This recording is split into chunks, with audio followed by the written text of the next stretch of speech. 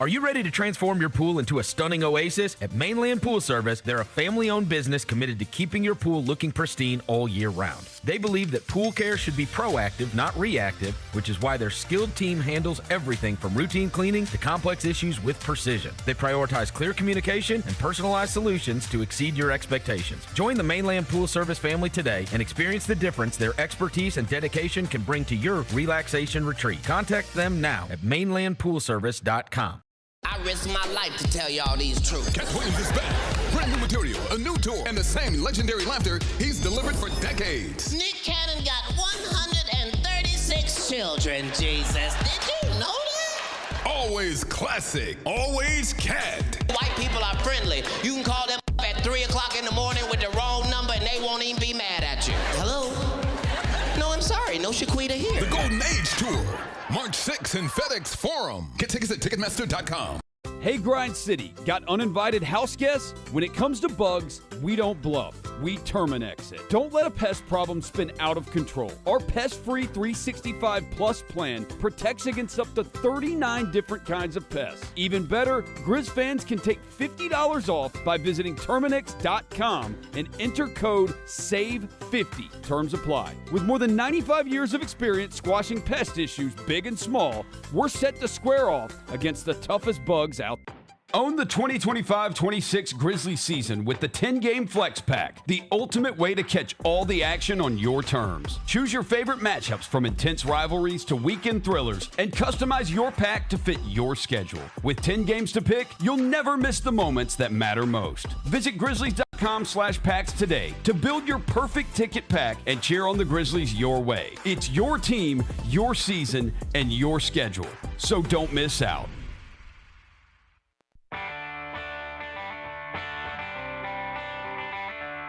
Live from the Built Ford Tough studio at FedEx Forum, it's the Gary Parrish Show, presented by Ortho South, on YouTube at Grind City Media and the official Grind City Media app.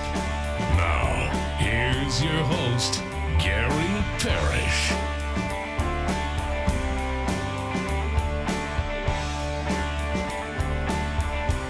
All right, I'm here. My name is Gary Parrish, speaking to you from the Built Ford Tough studio, FedEx Forum, downtown Memphis. Bennett Doyle right there producing the program. Glad he's with me. Glad you're with me. Hope you're getting through the day best you can.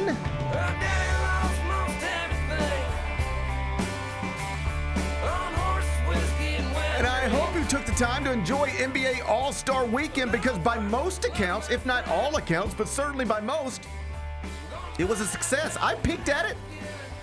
I know You did. I know I told you I wouldn't, but I ain't so stubborn. Okay. I ain't so stubborn to try to prove a point to nobody for no reason. That wouldn't make any sense to me. So I peeked at it. We'll celebrate. The NBA apparently getting something right. We're going to do it momentarily. Okay. First, though, quickly, let me set today's schedule for you. In the next segment, Michael Eaves is going to join me. He, of course, hosts SportsCenter for ESPN. I will talk to him about All-Star Weekend and all that it entails. Michael Eaves is going to join me in the next segment. Finish talking to him, take a break, come back, do 5 more things you need to know, at which point we'll discuss 5 previously undiscussed stories. Among them, Penny Hardaway's Tigers took a trip to Logan, Utah this weekend. They played at Utah State. It did not go well. 2 players got suspended. They lost by 24. Then Penny got clowned nationally, specifically by Barstool Sports, for complaining about Utah State scoring late. Yes, we've reached the point where the basketball coach at Memphis is complaining about getting the score run up on him by the basketball players at, checks notes, Utah State? My God. Woo! Nobody ever wanted it to get here, but it's definitely gotten here now. And yuck. We'll spend some time on Memphis basketball. We'll do it in about 40 minutes. Speaking of once proud but now embarrassing basketball programs, Kansas State lost again on Saturday. Then on Sunday, the school fired Jerome Tang for cause. Now we're going to court. It's the ultimate life comes at you fast moment for a basketball coach. I'll tell you all about this. We'll do it in just a bit.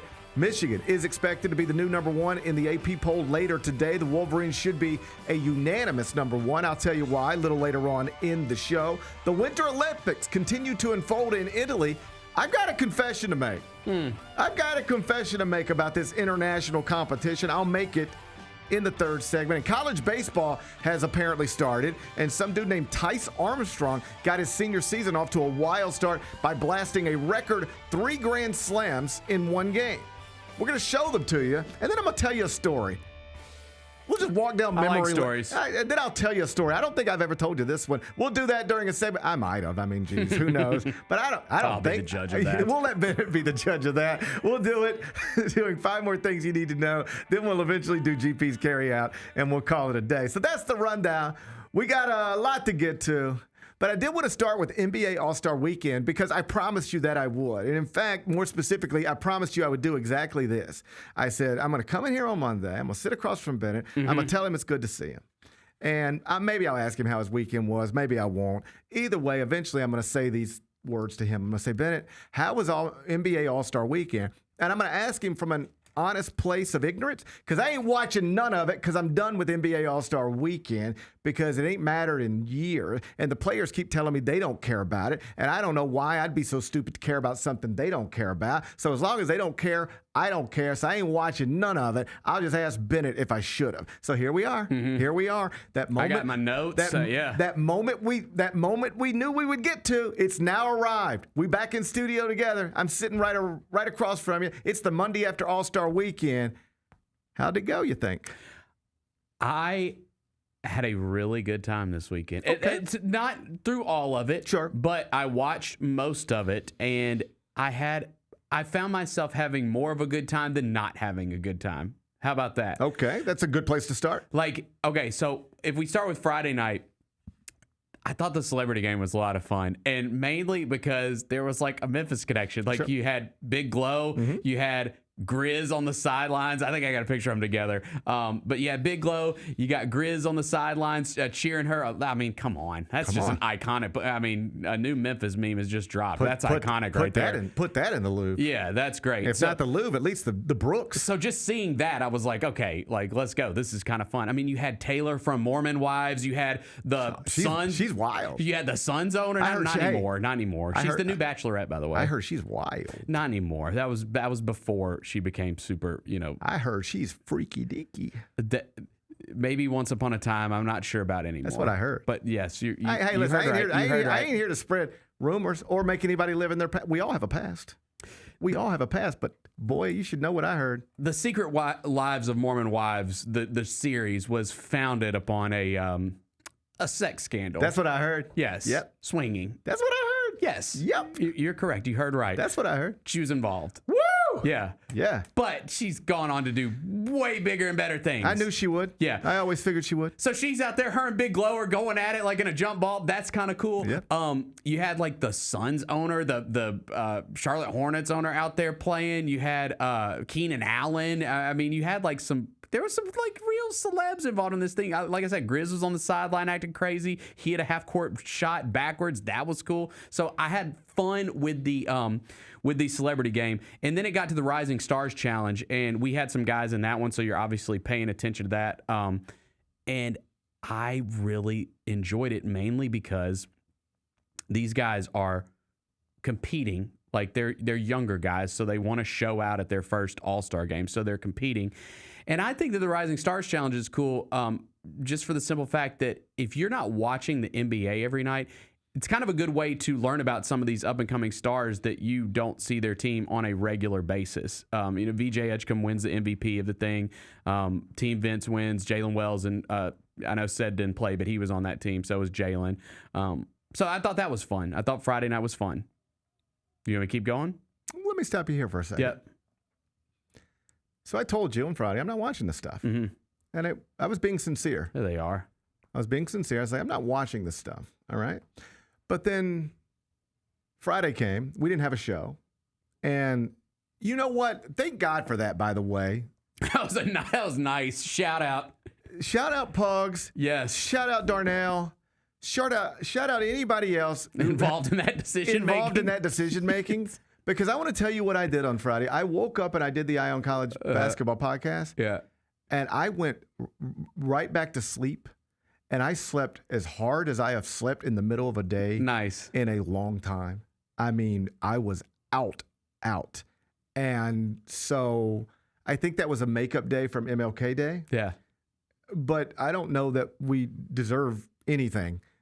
I'm glad we got it. It was appreciated. I don't know if everybody needed it, but I know I did. Yeah, me too. Me and my kid went to the Pink Palace, and then we sat on the side of the road for 2 hours because my car broke down again. Oh, so, Bennett. yeah. You should have called me. At least that was off. I mean, I wouldn't have answered. I was asleep.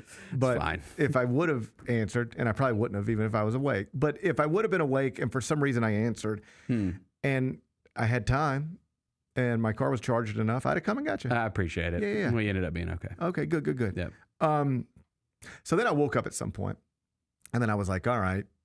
Then immediately guilt sets in. It's like,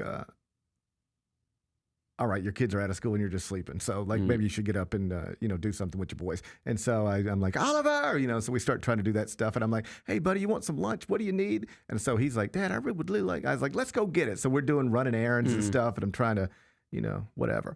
And then at some point, we're just talking, and he's like, so All-Star games this weekend, right? And I said, yeah. He goes, the celebrity games this weekend. And he goes, yeah. And I said, yeah. And he goes, I think I want to watch that.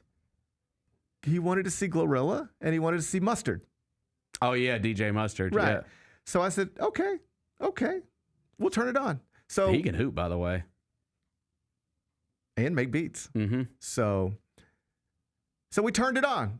But it wasn't out of any interest I personally had. It was like genuinely one of my little guys wanted to see some people he knows, recognizes, plus like whoever the streamers are or whatever. So we turned that on, and I'll be honest with you. It was perfectly enjoyable television. Yeah. Glow was funny. Good. And she's great. Like, keep her mic'd up the whole time. Yeah, she's awesome. People just like hearing her talk. And sometimes I don't know if people are laughing with her or at her. It can get a little uncomfortable sometimes, depending on who's doing the laughing. But like, I love her. She's a character. She's great. And so it was fun. We had fun watching that. I'll be honest, on Saturday, not 1 second did I watch. Not one. It was college basketball. Yeah. It was Valentine's Day. I wasn't sitting around watching anything at night. We went to dinner, went to Coastal. By the way, Coastal, everything, I think everybody understands. Coastal's great. Yeah, Coastal's great. Coastal's great. It's not just, I'm not just talking about the filet or the fish or whatever. Like, just the room is great and the service is great. It's just mostly young people. Everybody there, like very just great. I'm just impressed by the scene every single time. Just everything about it is it's a nice place to have a nice dinner. So we had a nice dinner with some friends, and then we Ubered home, but I didn't see any of it. You ready for this? I'm being completely honest with you. I know that Jackson Hayes delivered the most boring dunk in dunk contest history because I saw that on my phone. I know that Jace Richardson fell down because I saw that on my phone. Yeah, we have the video if you want to see that. Okay, so I know those things. Hand to heart right now, I'm not trying to be funny. I don't know who won the dunk contest. It was what's his name? It was the guy from Miami. Okay. That's bad. And I didn't even have it in my notes. Okay, I don't know who won the 3-point contest. Although I think I might have heard Lillard did something. Was it David Lillard? Okay. Kashad Johnson won and it was a cool story. Like, there's a video of him calling his mom afterwards, and it was kind of cool. But who doesn't play won the dunk contest. What I'm trying to tell you is I clocked out on Saturday. I watched nothing. I had no interest in it, and I had even so little interest in it, I didn't even go back to look at it.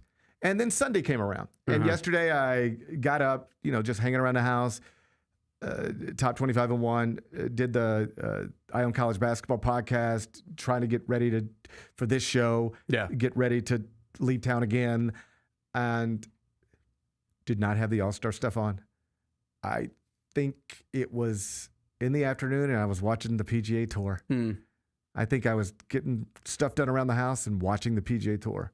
I knew that the All-Star game was getting ready to start in whatever form it was. And I had a choice. I could be on Channel 5 or Channel 3. And I was like, I would rather just watch Colin Morikawa. All right. Shout out. He is my hero. Colin Morikawa's your hero. Yes.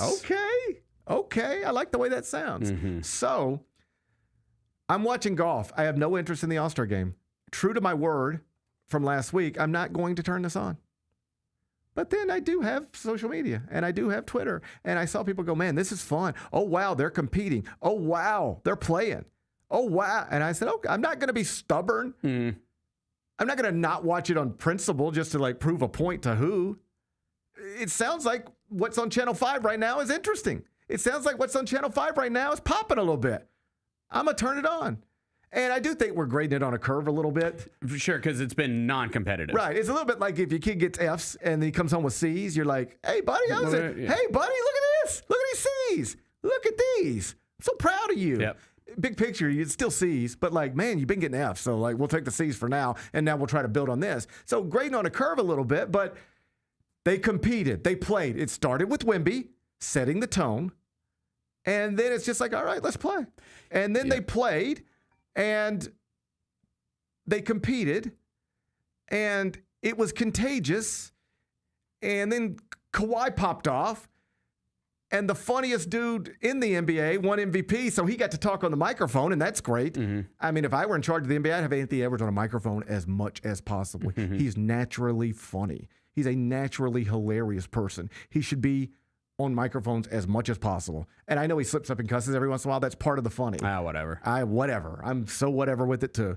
He's hilarious. So it was a great night for the NBA. What has typically been annually an awful weekend for the NBA, at least in recent years, was a great day. I don't know about whole weekend, but great day for the NBA because we got to watch the world's best players compete in a World versus USA format that either worked or didn't, but either way, they were competing in those uniforms. Then it was the young NBA players against the old NBA players. That's fun. The young guys won in sort of like a passing of the torch wrestling moment.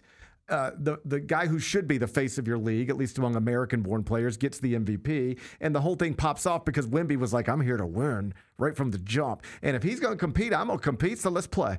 It worked. It worked. Now you figure out how to build on it, but you got something yesterday. You got something good. For sure. And I think I was wrong on the format because and a lot of people thought this is kind of like we're trying too hard here. Like I don't understand the 3 different groups. It's U.S. versus the world, but you're playing in 3 different groups and doing kind of like a round robin of games. I don't really understand what they're going for. I don't think people understood it, but once you were in it, you understood it. Because I at least think that by putting them in smaller groups together, that they felt more of like, okay, we're like a real team right here. Also by saying, hey guys, you only got to play 12 minutes. At most 36 spread over 3 little mini games. Come on. Yes. Come on. But it does, and this isn't even my opinion from a distance, to a player, whether it was Anthony Edwards, Jalen Brunson, you know what they all said? It started with Wemby. Oh, yeah. He was pissed. It was smart. You know what the first game was? Wemby's team against the Young Americans. Mm-hmm. Wemby's going to play. They knew. Wemby's going to show up and play. And Anthony Edwards cannot want to play. But once Wemby's like, all right, I'll go, then Anthony Edwards is going to all right, if he's playing, I'm playing. Mm-hmm. And then you got 2 people playing. By the way, this is why you want competitors in your franchise. This is why people value Dillon Brooks. Yes. Because at the very bare minimum, he going to play. Should have been all-star, but that's fine. He's going to play. And when one person starts playing, then somebody else might start playing. And now if 2 people are playing, maybe 4 people start playing. Yeah. And now you got a basketball game. And that's what happened yesterday. To a man, they said it started with Wemby. But to their credit, the Americans, picked it up and took it with them. And suddenly they created a compelling product for All-Star Weekend. Yesterday has been a bad day for the NBA for so many years. And according to most, the reviews are in. And it was a good day for the NBA. That's good. Yeah. Michael Eaves up next.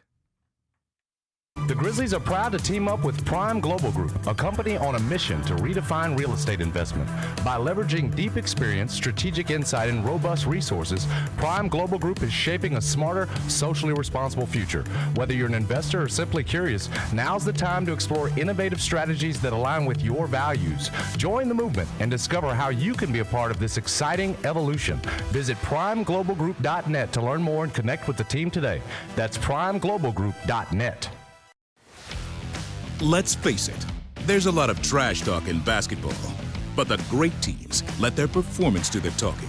Like Ford F-150 with Pro Power on board, a class-exclusive industry-first feature that turns your truck into a mobile generator and leaves the competition speechless. Ford F-150, official truck of the Grizzlies. Greatness starts here at your Mid-South Ford dealer. Class is full-size pickups under 8,500 pounds, GVWR. Nate Bargatze. Look, I say a lot of dumb stuff. I try to keep it in front of large groups. Seems to go better that way. Big Dumb Eyes World Tour. When you say something dumb one-on-one, it's a lot for that person.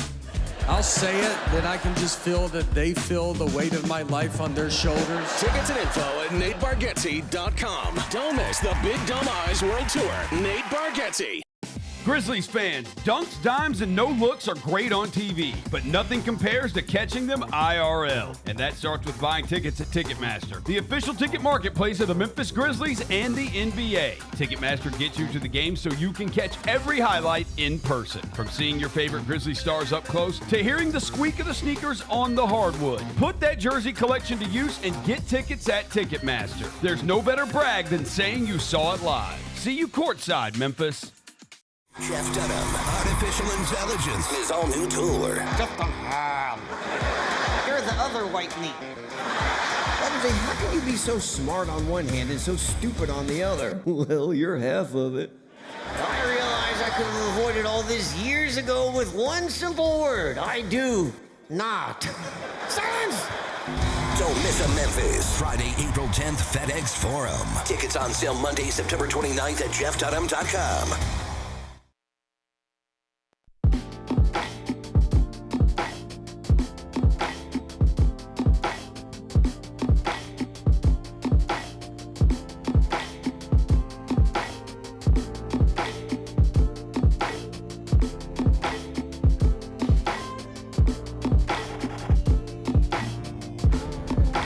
Welcome back, Gary Parrish Show, presented by Ortho South. We're inside the Built Ford Tough Studio, and on Mondays, I'm joined by Michael Eaves, who, of course, hosts Sports Center for ESPN. He's here right now. Michael Eaves, it's GP. How you doing on this Monday?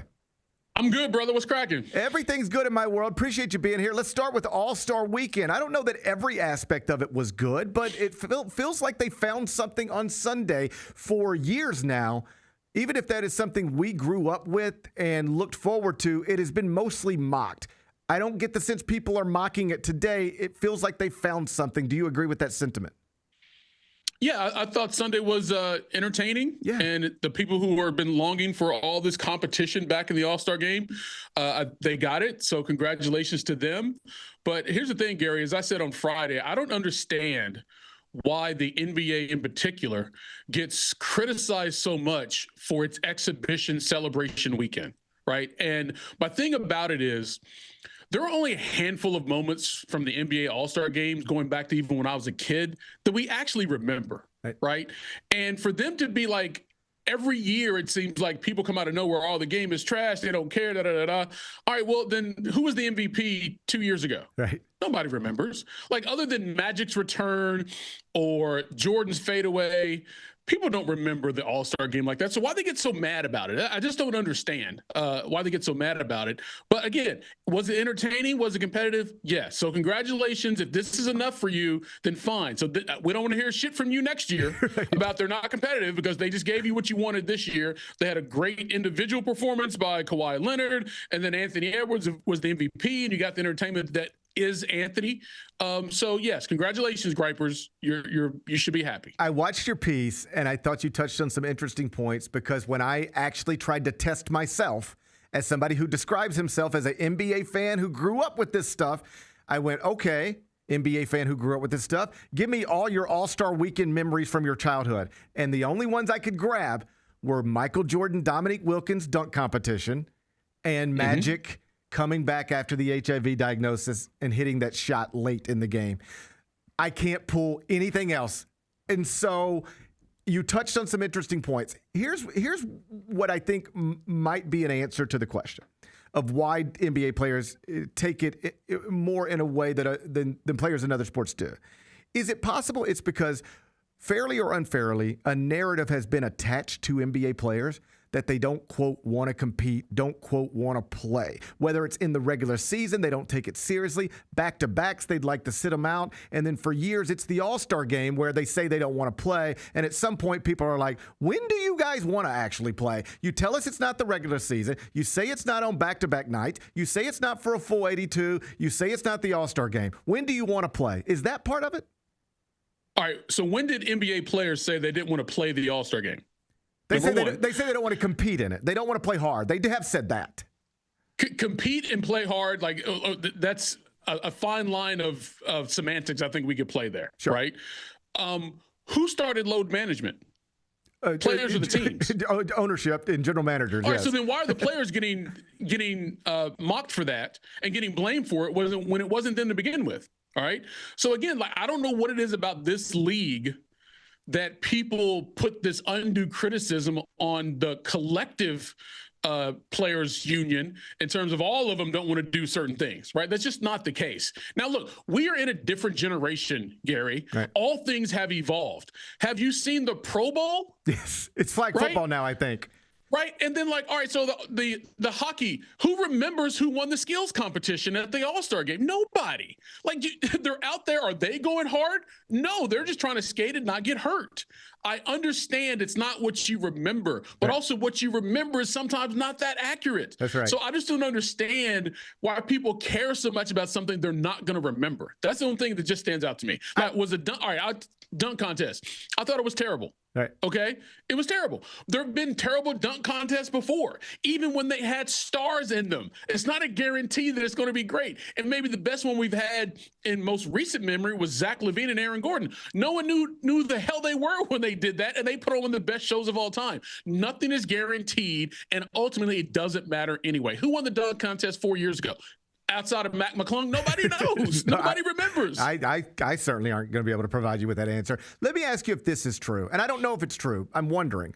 I do think, regardless of whether people used to compete or play hard or not, or whether people used to remember it or not, I do remember the All-Star game as something people looked forward to. Because we didn't have as many games back then, Gary. Okay.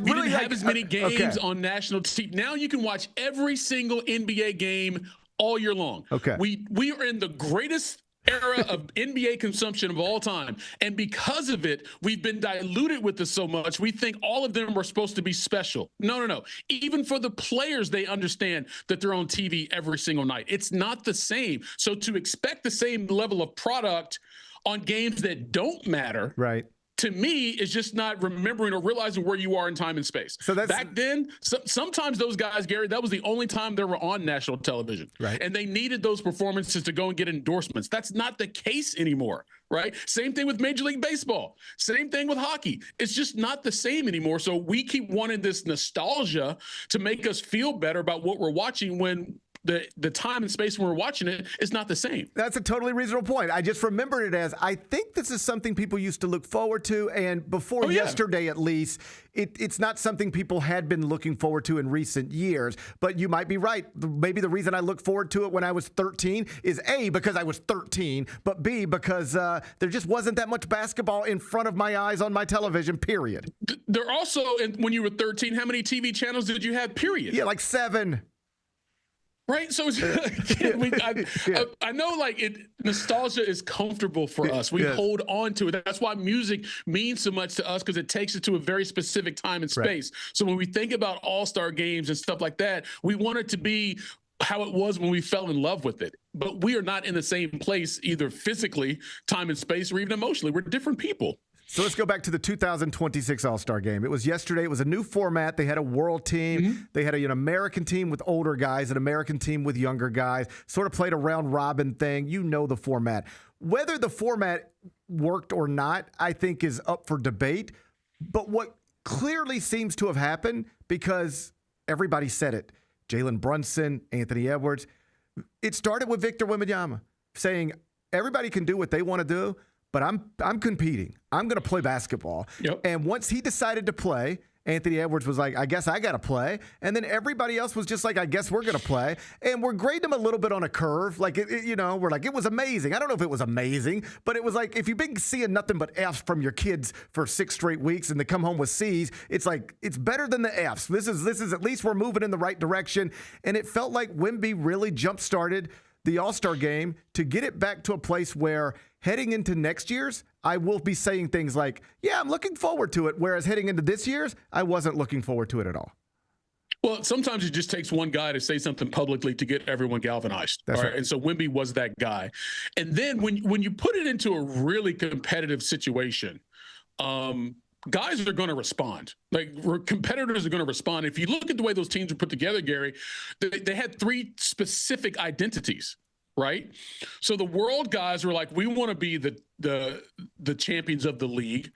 The old heads are like, no, we've run this for a long time. You're not taking it from us. And the young guys were like, yo, we are the next stars. So they all had a special identity and they had value in their team winning.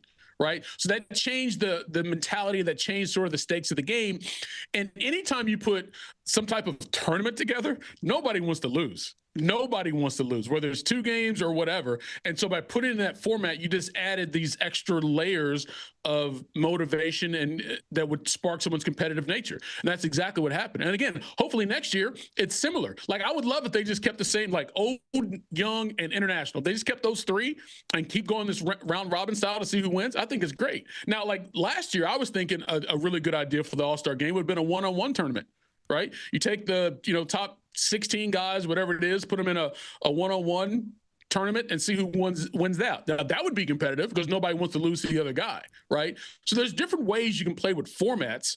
I never thought the 4-quarter format was great anyway, to be quite honest with you, because even back in the Magic and Jordan days, those early portions of those games were a little flowy, they whatever. And then if it's close at the end, then there would be some competition because there was a lot of money that would be given to the winner versus the losing team. And back then, guys didn't make as much money, so that money was a bit greater percentage of their overall salary. So there was more motivation there. But so as the economics of the NBA has evolved, I thought some of the economics and format of the All-Star game should evolve as well. And maybe this is it. Maybe this is what will keep everybody quiet for the next 5 years. So you get Wemby looking visibly disappointed in losing. That helps. You get the other guys playing hard. That helps. Then you get Anthony Edwards being the MVP, which means he's on a microphone, and you're reminded we can debate who should be the face of American basketball if we want, but like ultimately that's the right answer. It's him. And it's not just because he's an amazing player. It's because he is naturally funny. Like there's a lot of different kinds of funny people. There's like funny people who can remember movie lines and then drop them in wherever they feel appropriate. Yeah. And then there's funny people who can like remember jokes and they can pull them when they need to. And then there's people like Anthony Edwards who just in normal conversations, they're going to be funny. In entertainment, another person like this is Cardi B. It doesn't matter what she's talking about. She's just naturally funny, everything she says. And Anthony Edwards last night on the microphone, you're just reminded of that. He's very good. And if they could ever figure out just the perfect way to package it all, that's the guy who could take this to another place. Overall, between what happens on the court and off the court, he's the most entertaining player in the league by far. Yes. You're absolutely right, because he plays with flair. He plays in the moment. He plays in an MVP level. And then once the game is over, there's no telling what he's going to say, and you'll be cracking up based on what he said. So, yes, he is that entertainment value the league has always wanted. But to make him the face of the league, to me, is a little bit different, because that comes with a little more expectation that you need to speak on behalf of the league. And I don't think Anthony Edwards will ever necessarily be comfortable in that role. Like we've had LeBron, we've had Steph Curry, we've had KD. Those guys have done that. I don't see Anthony Edwards necessarily being comfortable doing it regardless of how long he's in the league. That may change in 3 years. I don't know. But as it stands right now, he's fine just being him. And there is value in that by itself. LeBron was asked about his future yesterday. He more or less said he didn't know. He said, when I know, you guys will know. But there does seem to be a growing sentiment that he's not done, that he's going to play another season, and that sentiment seems to suggest that it could be somewhere other than Los Angeles. I know you're just guessing like the rest of it, but do you have a guess of what LeBron James could do next season? I think he will play. Where, I have no idea. Yeah. Because where else is there left to go for him that would add to his legacy, which he definitely cares about. And he's full of it when he says, when he knows, we're going to know. Right. He's going to know, and there's going to be a whole plan put in place to find out what's going to transpire, and then he's going to let people know. I mean, let's be real about that. But to go back to Cleveland, again, like what's the value of that?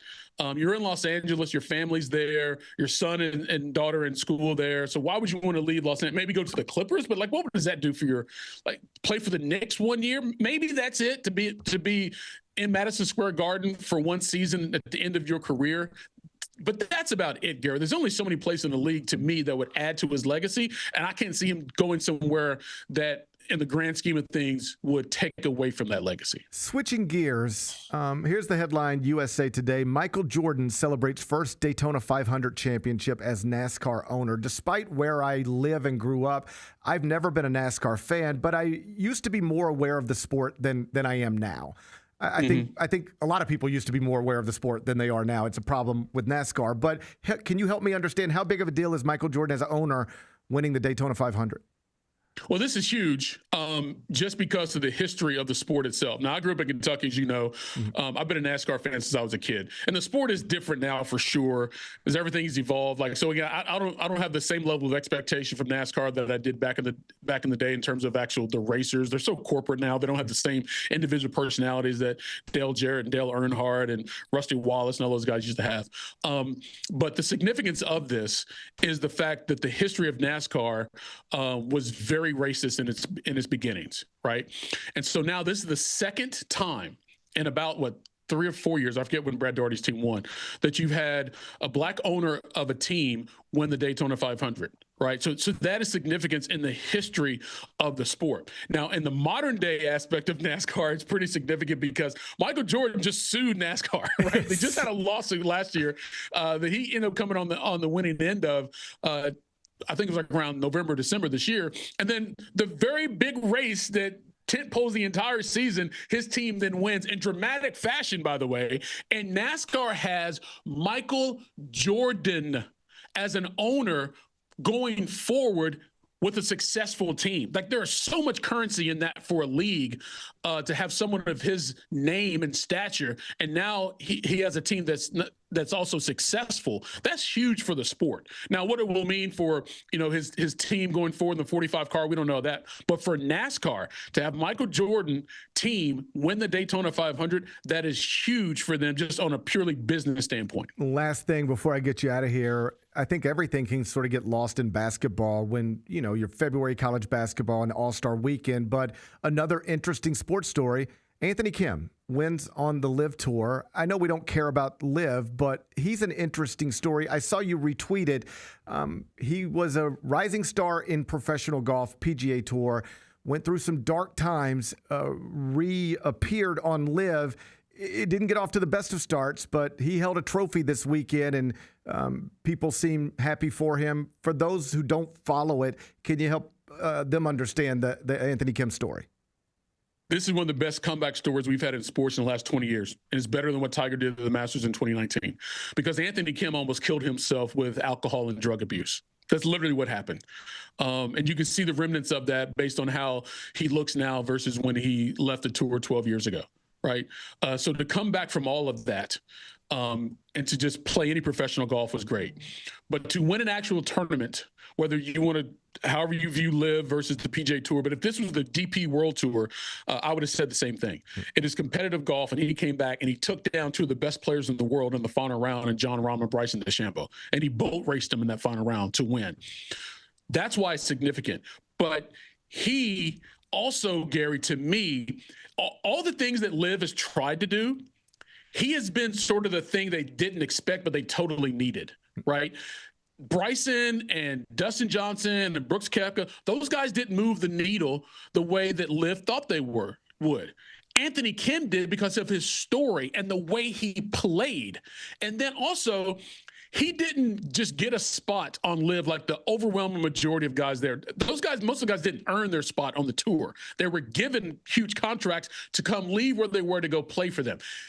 Anthony got a spot, lost it. He got relegated like you do in Premier League soccer, but then he had to go to qualifying to get back on LIV, and then he wins. And when it comes to sports in America, what we appreciate and expect is guys earned their spots and they earned tournament victories. And that's what Anthony Kim did. And that, to me, is the best thing that's happened to LIV since they started. I just don't know if that will sustain them for another year or two, because now that he's done it, what other story is going to be as big as what he just did?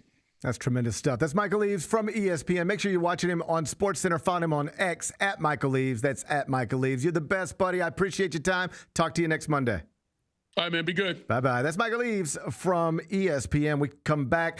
We'll turn our attention to college basketball. Interesting weekend in the sport. Obviously, we will start with Penny Hardaway's Tigers. They went to Utah State, got blasted. Penny didn't like the way the game ended, publicly commented on that. Then they got blasted again, specifically by Barstool Sports. Not a good weekend for the Tigers. Also, not a good weekend for Jerome Tang. He is out at Kansas State. Michigan won again. Wolverines expected to move to number 1 in the AP poll later today. We'll dive into all of that next. Gary Parrish Show, presented by Ortho South. Sonic Radio. Welcome back to Sonic RNDIO. That spells radio with me, the CIO. This just in, the new Sonic $1.99 menu lets you build a crave-worthy meal for just $1.99 an item, whether that's a creamy shake, crispy tots, or a quarter-pound double cheeseburger. This just out. Ostriches. They're mean, not very cute, and in my opinion, way too big for a bird. Don't miss the Sonic Fun 99 menu. 5 items, always $1.99. Live free, eat Sonic. Tax not included. See menu for details. Grizzlies fans know it's the team that gives you the edge. Big River Steel does too. And much like the Grizzlies have recruited legendary talent, we want you to be part of our team. Are you ready to be part of something legendary? Then visit www.bigriversteel.com. That's www.bigriversteel.com.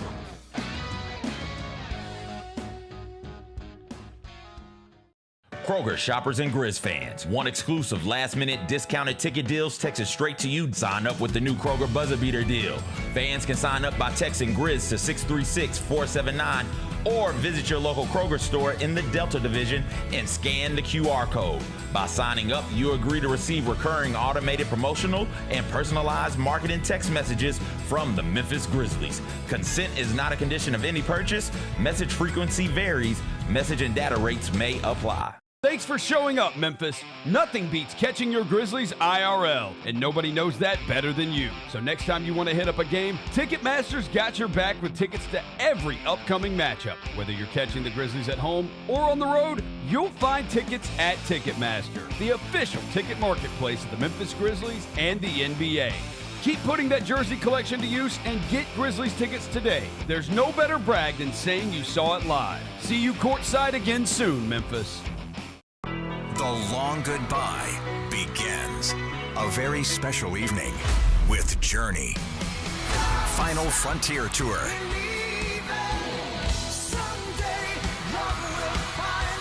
Journey. Tickets are on sale now at journeymusic.com.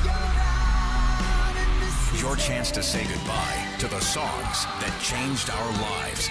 Journey. Final Frontier Tour.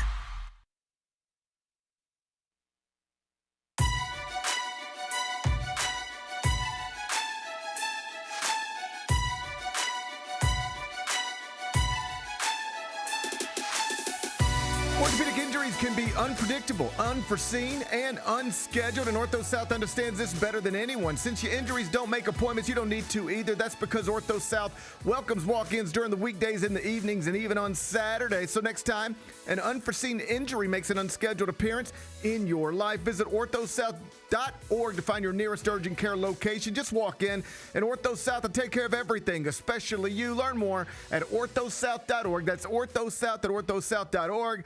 Now I got 5 more things you need to know. Number 1. Penny Hardaway's Tigers took a trip to Logan, Utah this weekend. Oh, it did not go well. They played Utah State, Bennett, and the final score was Aggies 99, Tigers 75.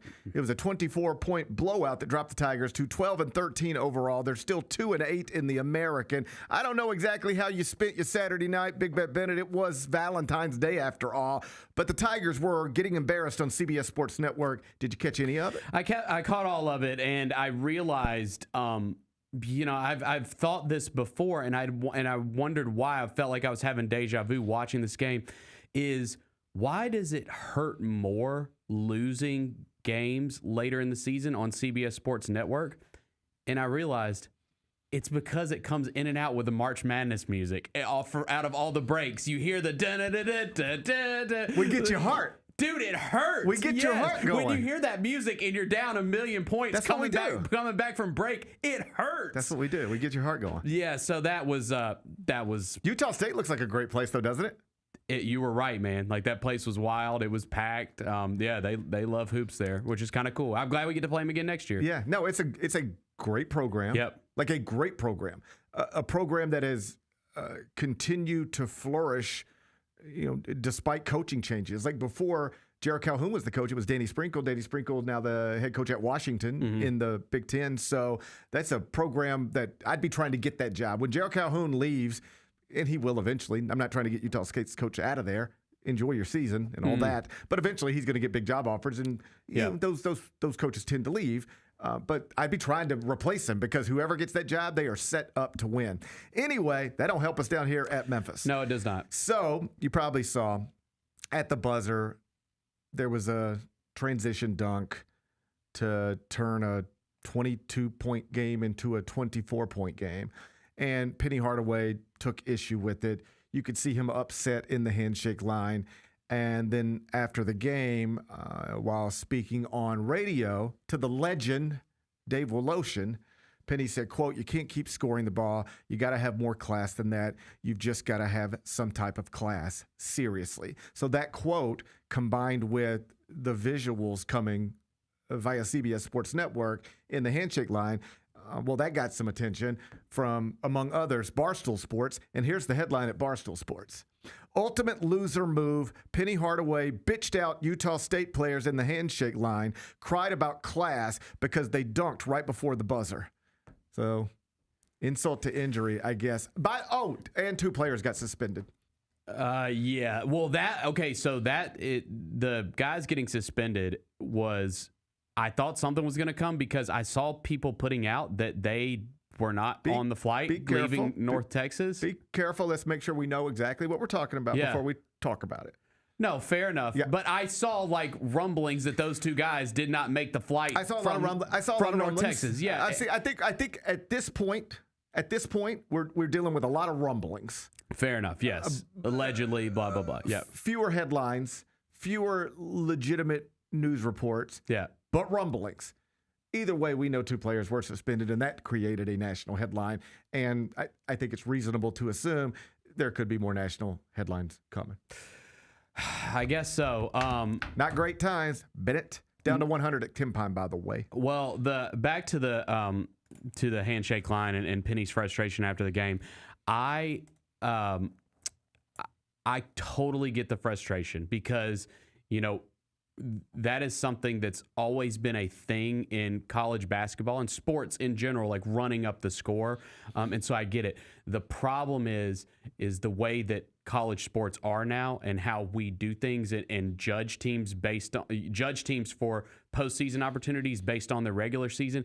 This is just how it is. We do it in football. Yeah. Like in football, if Ole Miss is playing Tulane, or maybe this is a bad example, but if they're playing Tulane in the regular season, they're going to try to score 1,000,000 touchdowns because it's a game that they're supposed to win, and it's against a team that maybe has a good resume in their league at the end of the season. And so they're just going to try to run that score up to get, recognized by the committee when they're choosing who's getting what spots in the college football playoff. And so it's the same thing with the NCAA tournament. Utah State, they're not, they're not a top 25 team. They're trying to build this big at-large resume. That was a big game on their schedule. I know Memphis isn't obviously what Memphis is supposed to be this season, but coming into the season, that was a huge game on their schedule. And so you're fighting for bonus points here if you're Utah State. Everything you just said is exactly right. This is a big game on Utah State's schedule because Memphis is a big brand. Right. From a quadrant perspective, it was supposed to be, but it just wasn't. The truth is, by the time we got there, Memphis has spiraled so much that in reality for Utah State, it was a quadrant 3 win. Mm-hmm. For Memphis, it would have been a quadrant 1 win because Utah State's actually good and stuff. But for Utah State, given that it was a home game against a team outside of the top 100 of the net, it was just a quadrant 3 opportunity. But the point Jarrett Calhoun made after the game is a legitimate point regardless. What he actually said was we don't get many quad 1, quad 2 opportunities, so we really gotta hammer these home. If you want to nitpick him, you can say, but this wasn't a quad 1, quad 2 opportunity. But the sentiment still, you get his point. Yes. Here's the truth. The committee does use KenPom. They do use the net. They do use various other algorithms, some of which are influenced by efficiency numbers. Your efficiency numbers are influenced by, you ready for this? Quite literally every possession. Every possession matters. So when Jared Calhoun says, we take that dunk at the buzzer because it improves our efficiency numbers, which improves our computer numbers, and we need help in every place we can get it, he's telling you the truth. I know other coaches who approach it the exact same way. They say, if you want to change the formula, then I'll change the way I'm coaching. Mm-hmm. But as long as you're telling me my efficiency numbers matter, I'm telling my players we need to score every time we have a possession because it matters. Now, I don't actually think, I've talked to coaches who say this, I don't actually think, this is what they'll say, this is great for the sport. You want to know why? Because it's got me wanting to dunk at the buzzer in a blowout game. It also has me not putting my walk-ons in because I don't want them messing up my efficiency numbers. So the walk-ons that used to come in and play for 90 seconds in front of their parents, that's 4 possessions. Oh, yeah, we don't see that much anymore. I don't want them coming in for 90 seconds, going 0-4 from the field with 2 turnovers. It messes up my efficiency numbers. So I'm change what matters in the algorithm, then I'll change what I'm doing. But you cause this with your stupid little computers. All right? That's what some coaches say. For every one of them, there's another coach, you know what they say? It's not that big of a deal. Just dribble out the clock, go shake hands. It's not that big of a deal. Right? Yep. I think the truth is probably somewhere in the middle. Here's the problem for Penny that I wish he would have recognized before he popped off. While I want to acknowledge, oh, buddy, I'd be frustrated too. For sure. I totally get him being pissed off. You're coaching your alma mater. Yeah. It's crumbling on you. The people who used to love you now want you largely to be replaced. I got it. I'd be frustrated too. Problem becomes when you start complaining after blowout losses about anything other than your job performance, it comes across the wrong way, period. And when you start complaining about the other team running up the score on you, even if you have a valid point, it just sounds like what Barstool calls loser mentality, loser behavior. Even if you're making a valid point, you don't get anywhere with it. It doesn't do you any good. It's just like, imagine you're an old white person and you want to say, but I can't even understand anything Bad Bunny says, right? Even if you're right, it doesn't sound good. It doesn't play the way you think it plays, not to like most of normal people. So similar thing here. I don't think you should be dunking at the buzzer when it's a 22-point game. Okay, you might be right. But, buddy, when it hits people's ears, they're just going to turn around and judge you. Yeah. They're just going to turn around and create opinions about you. Why are you saying this? What motivates you to say this? What kind of loser says this? Barstool's words, not mine. It's just something you should keep to yourself. You might not like getting dunked on at the buzzer. Remember that for next year, right? Remember that for next year. Use it. Use it to bulletin board material your locker room to death. But in that moment, the best thing you can do, shake hands, get out of there. If you're asked about it after the game, say, if we don't want to lose by 24 because of a dunk at the buzzer, we probably shouldn't be down 22 in the final seconds. Yeah, I think keep it moving. I think the problem is because we weren't here Friday. This Utah State loss is just not as big of a deal if you don't lose that North Texas game, because that's just, I mean, you crush yourself in conference, like in the standings, in an awful loss at North Texas. That's a bad team they lost. It's just we've reached the point your fans have nothing to believe in. Your fans have nothing to believe in now. They have nothing to believe in. You could heading into the season, it was like brand new team, but let's see. Brand new team, but we're still picked to win the American. All right, so you had something to believe in. Conference non-league portion of the schedule starts unfolding. It's bad, but it's like, well, they beat Baylor, and so maybe there's a glimpse in there. Maybe it just took a minute, and now we're healthy and whatever. Then it was like, okay, the non-league was a disaster, but hey, we could still win the American. We're still projected to finish atop the American. Still had something to believe in. Ain't nothing to believe in now. You're 12-13. You're 7-5 in your league. You're projected now to finish 10-8 in the American, 4 games back of first place South Florida. You're projected to finish 4 games out of first place in the American, in the 10th best conference in the country. Forget the SEC, Big 10, Big 12, ACC, and Big East. Also, behind the Mountain West, Atlantic 10, West Coast Conference, Missouri Valley, you find the American Athletic Conference, and Memphis is now projected to go 10-8 in that conference, finish tied for 4th, 4 full games back of South Florida. That's where your program's at right now. Better fix it somehow, some way. We could spend time on that another day, but you better fix this. It needs to be addressed because this is rough season. Rough decade, if you're being honest, but we can talk about it another day. Number 2. Oh, big headline college basketball last night. Kansas State fired Jerome Tang for cause, they say, meaning even though they owe him more than $18 million per the terms of his contract, they're trying to say, we owe you nothing. Just get your stuff and go. We go into court, Bennett, or at least we lawyering up. I mean, you can speak on this well more than I can. This felt a little dirty to me. It's way dirty. It's way out of bounds. After it's way he had dirty. that press conference and was like, they can't wear this uniform anymore. They don't deserve to wear this uniform. He's defending your university. And now they're going to turn around and use those words against him. So here's some context for you. For people who aren't familiar, Jerome Tang, longtime Baylor assistant, helped Scott Drew build the Bears into a national championship program. He gets an opportunity to be a Big 12 head coach at Kansas State. Awesome. Let's do it. In year 1, they go to the Elite 8. Lost to Florida Atlantic at the Garden, but they were one of the great stories of that NCAA tournament. Arkansas. I mean, here's another sliding doors type thing. Jerome Tang was offered the Arkansas job. If he takes the Arkansas job, he's not fired today. And who knows where John Calipari's coaching. It's like just all sorts of... Wow. Right. But he doesn't take the Arkansas job.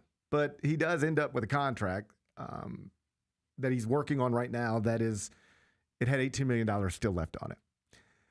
After that Elite 8 year was year 2, it did not go well. Then came year 3. They spent a lot of money in the transfer portal. Got Coleman Hawkins from Illinois for like $2 million. Season was bad. Coleman Hawkins finishes it crying. You might have remember seeing that. They get back into the transfer portal, millions of dollars. They come and get P.J. Haggerty. Hey, you're going to go spend millions of dollars on P.J. Haggerty. We ain't doing this to go to the NIT. You better build an NCAA tournament team. Oh, he didn't build an NCAA tournament team. They have been bad, bad, bad. They are down to 101 at KenPom after losing again this weekend at Houston. 1, 2, 3, 4, 5, 6. That was their 6th loss in a row. Dropped them to 1-11 in the Big 12. And you might remember this comes after last week. They lost at home to West Virginia. Afterward, Jerome Tang went viral for saying, I'm embarrassed. My players don't deserve to wear these uniforms. He subsequently took their names off the back of the uniforms for the game at Houston. Said he let them just do the scouting report. Coaches would just stay out of it. We let the players do the scouting report. Took their names off the back of the jerseys. Meantime, in between all these things, they're going like viral because of Tony Kornheiser and Michael Wilbine killing them. The students are wearing paper bags on their heads and planning to do it again tomorrow night when Baylor comes to Bramlage Coliseum. Kansas State said, enough's enough, pull the trigger. We're firing you for a cause. It's dirty business. They're firing him because he is no longer running the basketball program in a way that it needs to be run. I don't care how much you love Jerome Tang, and I love Jerome Tang. That's just the truth. So I don't have any issues with pulling the trigger, if only to avoid what was coming tomorrow. We can't be on national TV. Baylor's coming to town.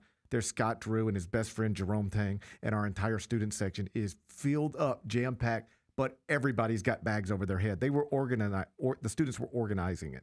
That we can't have that. We have to avoid that. We have to end this now. We know we're doing it at the end of the season. We got to do it before we have that visual tomorrow night. Let's do it now. I understand that. Yes. But be honest about why you're firing him. It's not for cause in any sort of traditional sense. This is dirty business. But I understand why you'd try it if you don't care about how it looks, how it plays, what people think of you. I understand why you might try it, because here's what's happening now. The clause that they're going to use is a clause in Tang's contract that says he can be fired for cause. The clause in the contract that they're going to use is a clause that says he can be fired for cause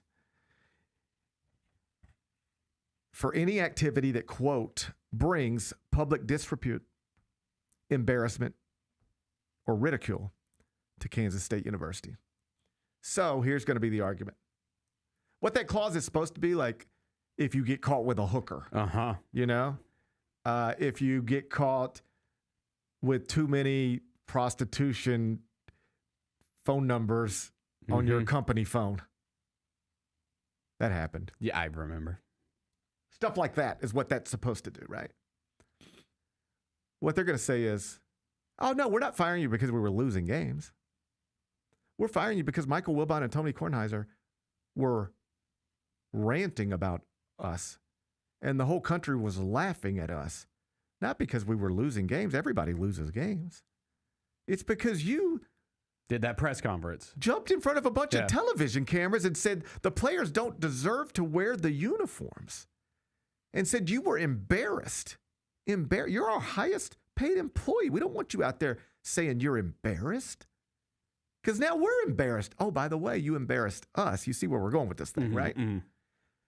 The contract says we can trigger this clause if you bring about public ridicule.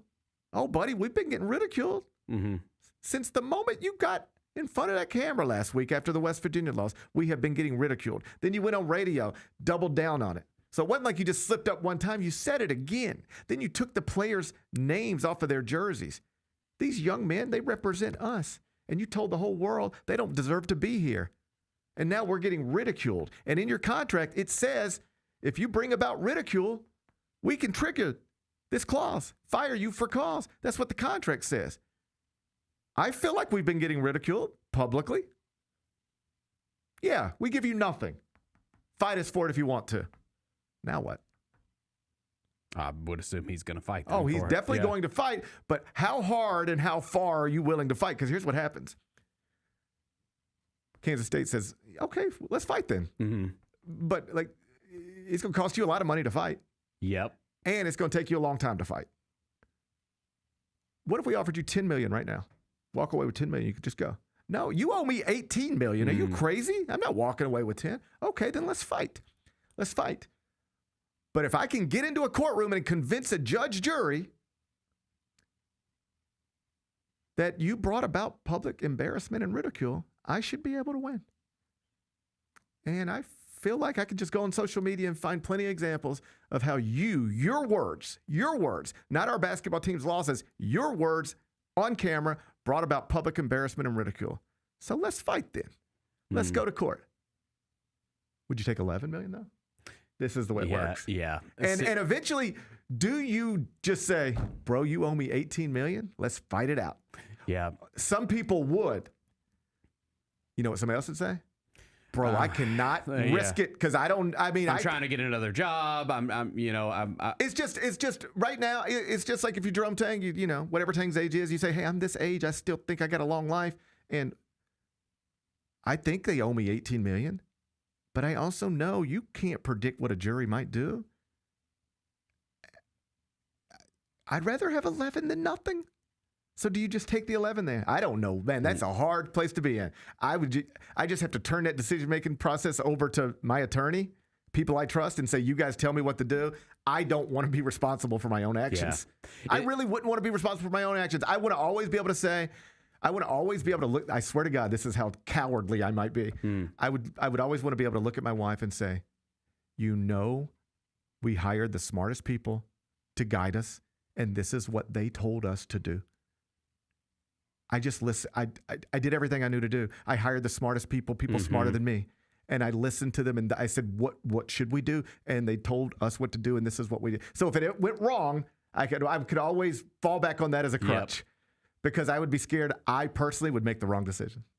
Yeah, it's just so dirty by that university because like everything you just laid out, of course, like the sensible thing is probably just to take the 10, 11 million that they're going to offer. It's the safe thing. I don't know if it's sensible. It is safe. It's the safe thing. Yeah. It's the safe thing, especially if you're looking for another job in, high level D1 college basketball, because no program is going to want to hire you with this just dragging on behind you. I don't want to say no, but it's a thing. It's a thing. It's a thing. Yeah. It's a thing. This is a hard position to be in. Yeah. In different times, coaches wouldn't be in this. They just say, just give you your money. They thank you and your family in a statement, and they just move on. But now the money has gotten so big, and the buyouts are so crazy that they will look for a reason to screw you. Even if they know they're screwing you deep down, they'll look for that reason now, because at worst now they can negotiate with you. Right. They might know deep down we're not going to win this in court.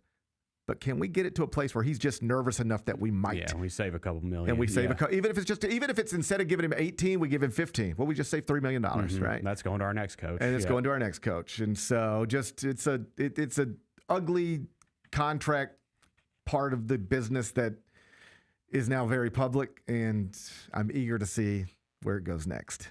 Number 3. AP Poll's going to update here in just a bit. Barring a surprise, Michigan will be number 1 and should be a unanimous number 1.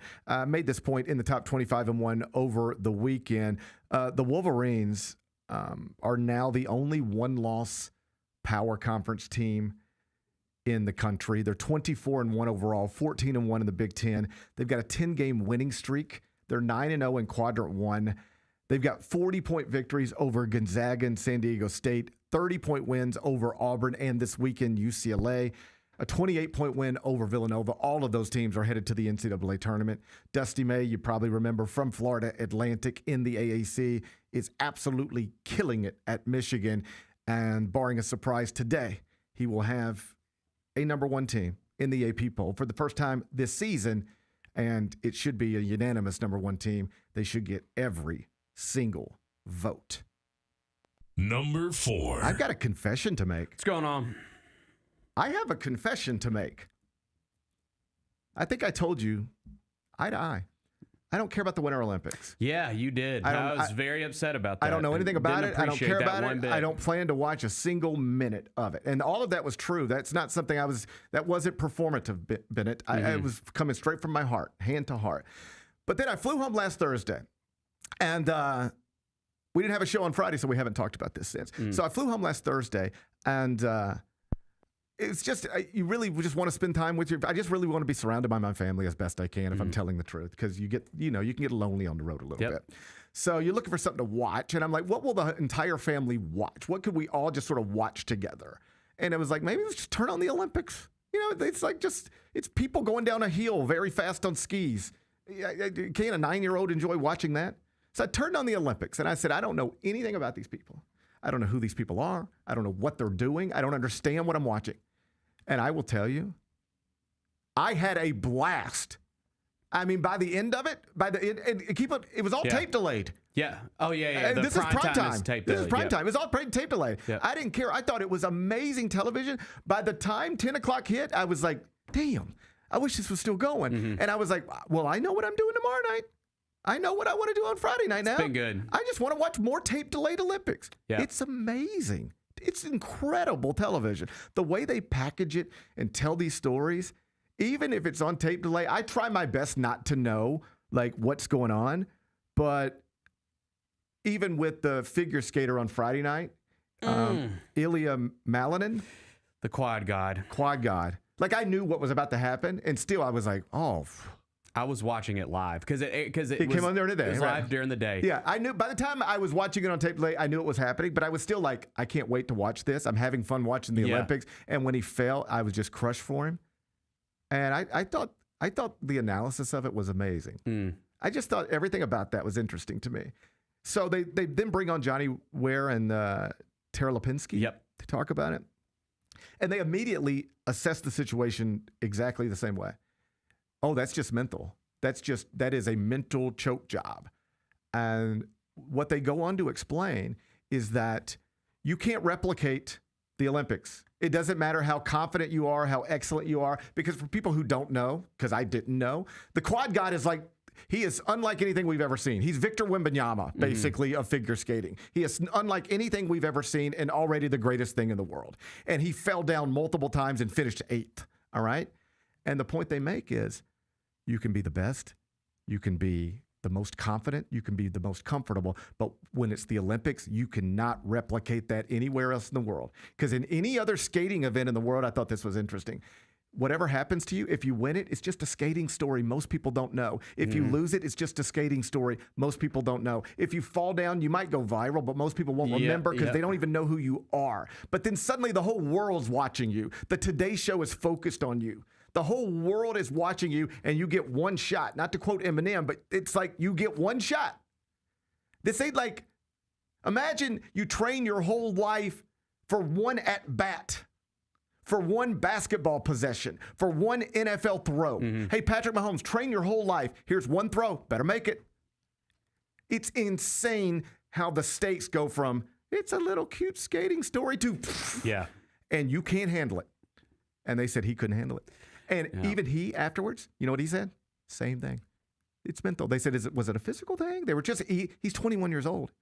He's a baby. Yep. And they were like trying to ease him into it. They were like, well, so was it a physical thing? No, mental. It was a mental thing. He said, this is why I wish they would have taken me to the Olympics. I thought this was interesting when I was 17 years old, because I would have got this out of the way. I would have had this experience, and then I would have been ready for this moment.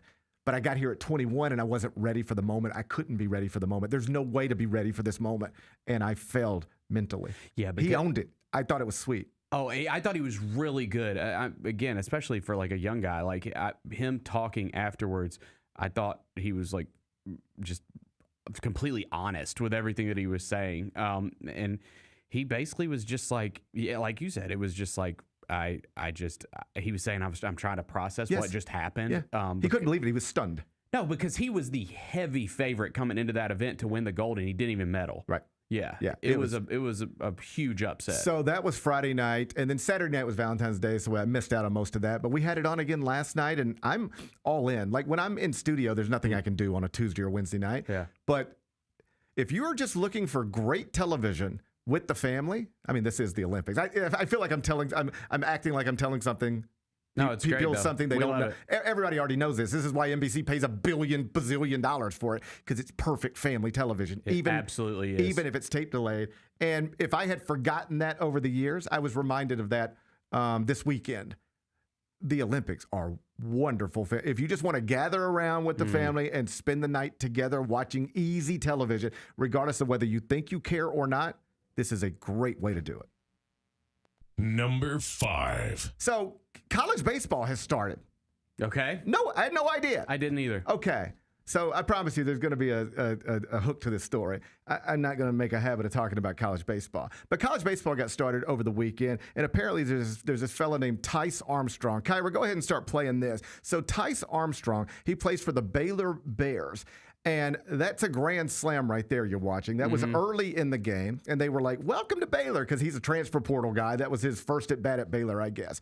So he homers, grand slam. They're like, welcome to Baylor. He comes up later in the game. He hits another grand slam. That's this one. He got that one good. All right, so that's 2 grand slams in the same game. Oh, my God, this is crazy. Oh, wow, this is nutty stuff. And so you ain't going to believe it, but he comes up again, and you ain't going to believe what he does, but this fella hits a 3rd grand slam in the game. So I'm sitting there watching whatever we're watching on Friday night, and this comes across. They like break into whatever basketball game we're watching in the living room, and they're like, and history made today down at Baylor, Tice Armstrong, homer 3 times. It was actually 3 grand slams. It's a NCAA, blah, blah, blah, blah, blah. Yeah. And it just sort of triggers something in my head, and I go, you know what? I think my buddy Brad in high school didn't hit 3 grand slams in the same game, but I think he hit 2 grand slams in the same inning of a game. And I remember that like being a big deal, like maybe a record at the time. And my wife's looking at me like, okay. And I'm like, no, I think that, but am I making that up? And I was like, first off, how rare is it or common for somebody to hit 2 grand slams in one inning in baseball? And here's what the AI overview brought back. Kyra, throw this up on the screen. So it says, while there are no widely recognized or frequently cited instances of a high school baseball player hitting 2 grand slams in the same inning, it is a feat that has happened in college baseball and once in MLB. The rarity of this achievement is extremely high, with Fernando Tatis Sr. being the only MLB player to accomplish it. So this has happened once in MLB, ever. It's very rare. They can't really find documentation of it happening in high school. And then at the very bottom of the AI overview, it says, due to the extreme rarity, this feat is generally considered a once-in-a-lifetime occurrence, as mentioned on MLB.com. So I'm sitting there, and I'm like, well, I swear I think he did it, though. So then I just Google something like Brad Covington, Horn Lake High School, 2 grand slams. And Kyra, show the folks what popped up. According to the NFHS online record book, only Horn Lake's Brad Covington had hit 2 grand slams in 1 inning in a Mississippi high school game, doing so in 1995 against South Pontotoc. Shout out. So if nothing else, he remains still the only Mississippi high school baseball player, according to the record books, to hit 2 grand slams in the same inning of a baseball game, and has to be one of the few in the history of high school baseball. And I was in that game. Nice. You ready for this? Also homered in that game. Oh, you did? Well, we got a little overshadowed, buddy. South Pontotoc stunk. Sounds like it. Totally overshadowed. I believe that was my only home run of my entire senior season, because I was neither a great hitter and especially not a home run hitter. But I did get that one. And nobody cared because Brad hit 2 grand slams in the same inning. Wrong era, because I think if it would have happened this day and age, you might get a little Sports Center nod. You might. I mean, you might. No, I'd have been like, no, Brad. No, not you. Brad would have. 100%. Yeah, 100%. because they find everything now. Oh, yeah. 95, they're not. No, but if that happened in 2025, Brad Covington would have been on Sports Center. I think you're right. 2 grand slams in the same inning. Well, I'm glad you're giving him his flowers now. Maybe someone will see this. I'm giving him his flowers now. So I texted him over the weekend. Like, I'm sitting around and I send him what I sent. And he said, it's so funny. He said 30 years later, people will still come up to him and mention, like, hey, man, I was just talking to somebody. And they were like, you were an amazing baseball player. Because he finished high school, never played again. Wow. And he is, you ready for this? I'm not exaggerating, probably the best hitter I ever played with. One of the best hitters I've ever been around. And I played with and been around people who hit in Major League Baseball. Like, he was the dude who, whatever travel team he was on when he was a kid, and there weren't 11. There was like 1. It's like, if you're a good 10-year-old, you play for this team. There's like maybe 2 in the whole Memphis area. And he was the dude who hit third for that team his whole life. And it was never like, and yeah, he took hitting lessons. He just naturally could hit it like crazy. Yeah. But after high school, he never played again. He just said, done with baseball, done. But he said, people will still, I texted him this week, and he's like, people will still come up to me and be like, I heard you were awesome. And he's like, I was smart. He said, I never let anybody see me be bad at baseball. I was just awesome my whole life, and then I just quit. So you're a legend. He's a legend forever. He said, nobody ever saw me be bad. I just quit at 18 at the peak of my powers. So we were laughing about that. So anyway, congrats to Baylor baseball, and thanks for taking me down memory lane. Turns out I was involved in a historic high school baseball game. I homered too. Nice. Dead center, if I remember it correctly. Congrats, man. Thank you. Be back with Carry Out. Hey, Grind City, got uninvited house guests? When it comes to bugs, we don't bluff. We Terminex it. Don't let a pest problem spin out of control. Our pest-free 365 Plus plan protects against up to 39 different kinds of pests. Even better, Grizz fans can take $50 off by visiting Terminex.com and enter code SAVE50. Terms apply. With more than 95 years of experience squashing pest issues big and small, we're set to square off against the toughest bugs out there.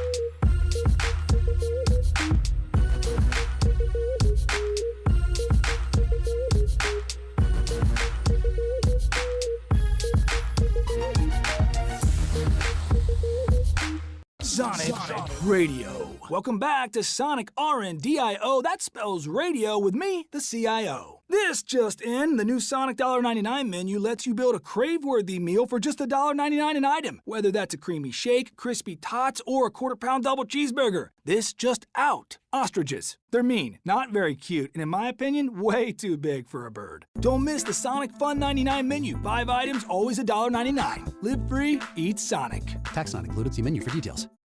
Own the 2025-26 Grizzlies season with the 10-game Flex Pack, the ultimate way to catch all the action on your terms. Choose your favorite matchups from intense rivalries to weekend thrillers and customize your pack to fit your schedule. With 10 games to pick, you'll never miss the moments that matter most. Visit Grizzlies.com/packs today to build your perfect ticket pack and cheer on the Grizzlies your way. It's your team, your season, and your schedule.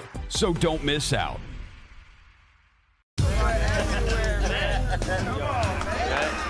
Now that's the new edition way. I feel like there's another level we can take it to. What you think, Mike? 2 steps ahead of you, Slick. What's good, bro? What you doing, man? I'm in. Woman, you don't even know what I'm getting ready to ask you. Here's the vision. All 3 of us on the same stage every night. Gonna be crazy. No barriers, no separation. It'll be like 9 kings and a queen. The next level starts now.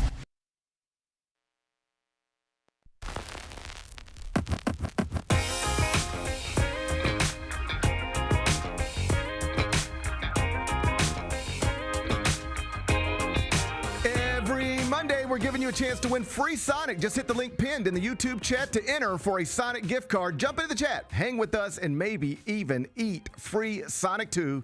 Let's do carry out. It's time for GP's Carryout. One final segment filled with stuff to take with you.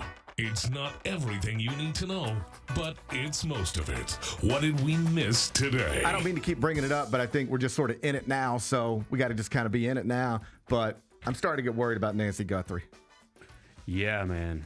I mean, buddy. I saw Savannah's video that she posted yesterday, but yeah, it's like 2 weeks. This is a long time to have no idea what's going on. Yep.